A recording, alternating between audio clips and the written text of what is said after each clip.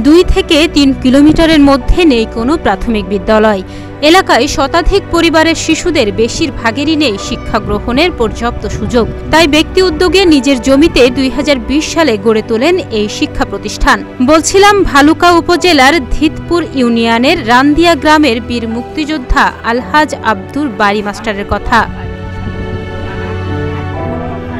তবে নিজ উদ্যোগে গড়ে তোলা এই বিদ্যালয়টির বর্তমানে বেহাল দশা।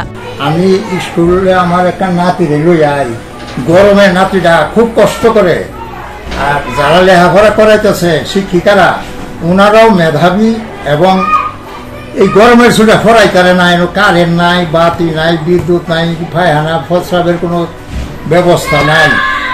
আমাদের আকুল আবেদন আঙ্গর ফুলামন গলা শিক্ষিত হইতো যদি এখানে স্কুলটা হ্যান্ডেড করা হইতো, সরকারিভাবে অনুমোদন দেওয়া হইতো। বিনা বেতনে শিক্ষার্থীদের নিয়মিত পাঠদান করাচ্ছেন শিক্ষকরা।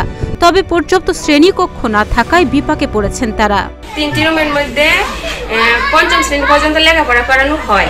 এখন একটি ক্লাসের মধ্যে 2টি শ্রেণী, প্রথম এবং দ্বিতীয় শ্রেণীর ছাত্রছাত্রীদের নিয়ে ক্লাস করানো হয়।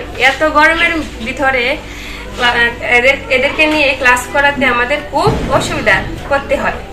আমি এখানে 1.5 বছর যাবৎ বিনা বেতনে বাচ্চাদেরকে পড়াশোনা করাইতেছি। এখানে কোনো রকম ফি নেওয়া হচ্ছে না।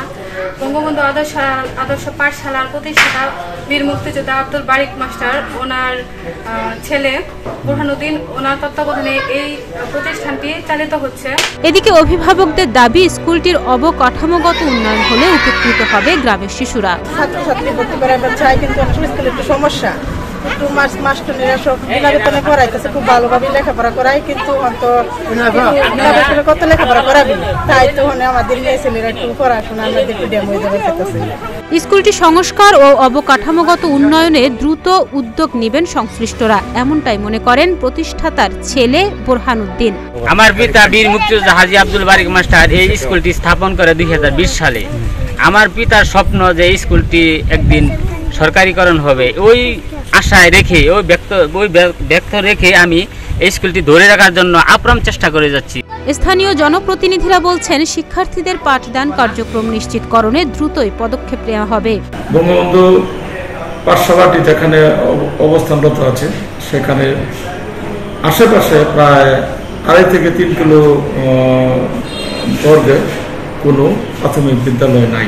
বঙ্গবন্ধু আদর্শ পাঠশালাটি যদি সরকারের দৃষ্টিতে এটা সরকারের নজরে পড়ে এবং সরকার যদি এটার তত্ত্বাবধান করে, তাহলে হয়তো বা এই বঙ্গবন্ধু আদর্শ পাঠশালার আশেপাশে যে ছাত্রছাত্রী আছে তারা লেখাপড়ার সুযোগ পেত। বর্তমানে এই স্কুলে শিক্ষার্থী রয়েছে 60 থেকে 70 জন। ডেস্ক রিপোর্ট, প্রতিদিনের বাংলাদেশ।